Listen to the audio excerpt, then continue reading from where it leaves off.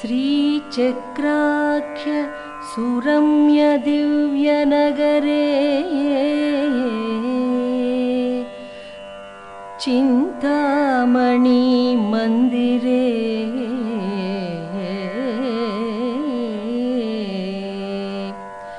मध्ये हैममहार्घरत्नखचिते सिंहासने संस्थितां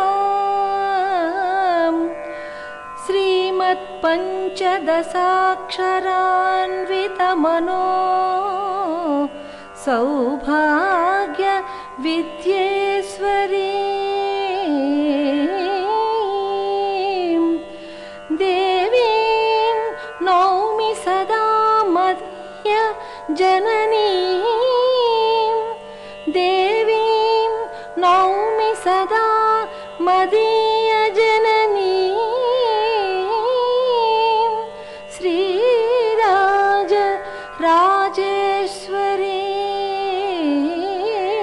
राजेश्वरीं श्रीराज राजेश्वरीं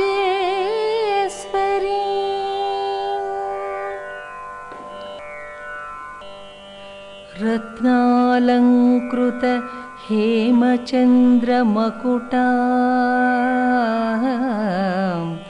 सर्वांग भूषोज्ज्वला बिम्बोष्टीं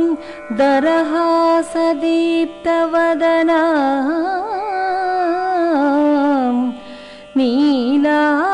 नीलालकां सुस्तनीं मीनाक्षीं शिवसुन्दरीं सुवसनां विद्युन्निभां चिन्मयीं देवीं नौमि सदा मदीय जननीं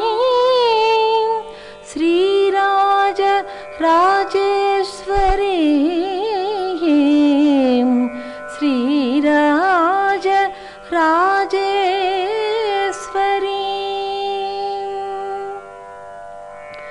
चिद्रूपां भुवनेश्वरीं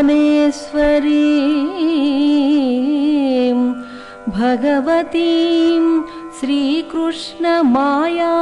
शिवां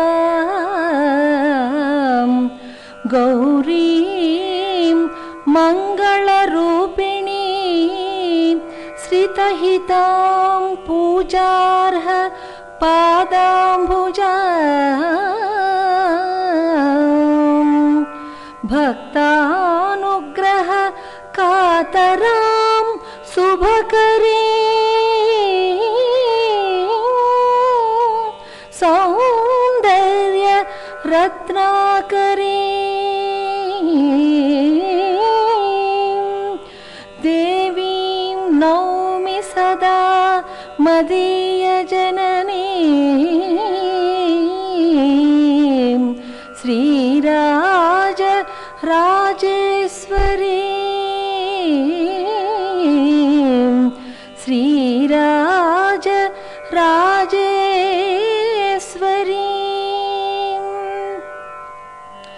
दुर्गां दुर्गतिनाशिनीं सकल सत्सौभाग्य संपत्प्रदां पंचप्रेत वरासनां त्रिभुवनाराध्यां सदा यौवनां श्रीकृष्ण प्रिय सोदरीं त्रिनयनां नन्दात्मजां सुप्रभां देवीं नौमि सदा मदीय जननीं श्रीराज राजेश्वरीं श्रीराज राजेश्वरीं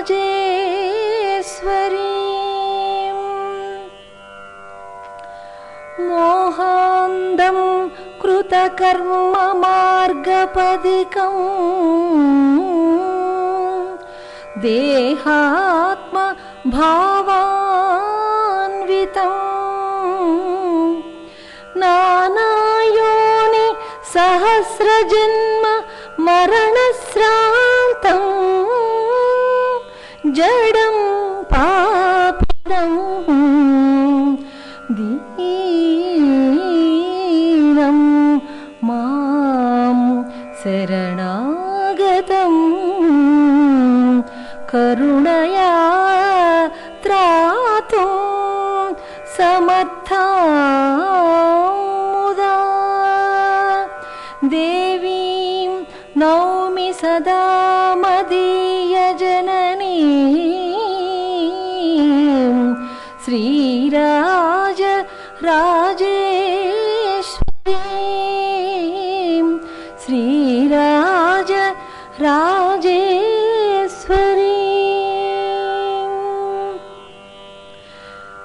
योगज्ञान तपस्समाधिनिरताः पश्यन्ति दिव्ये गणैः यां सर्वत्र वशीकृतेन मनसा ज्योतिर्मयीं चिन्मयीं तामस्मातृष जीवरक्षण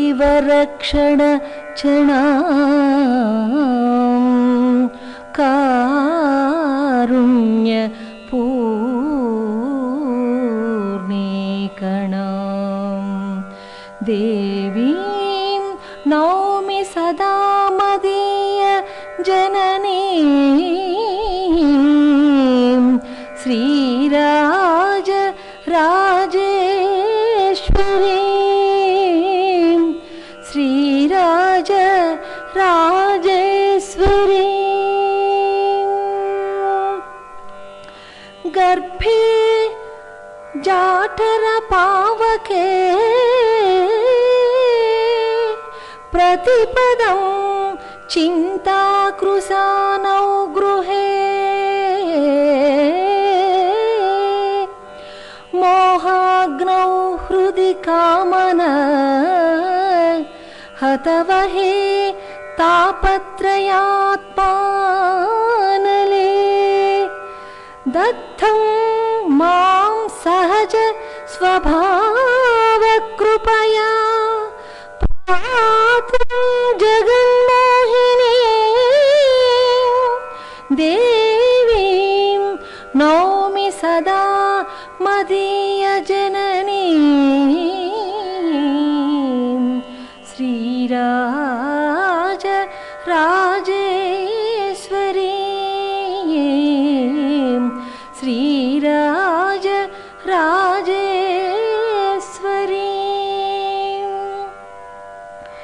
भावानन्द विनिर्मिताश्रम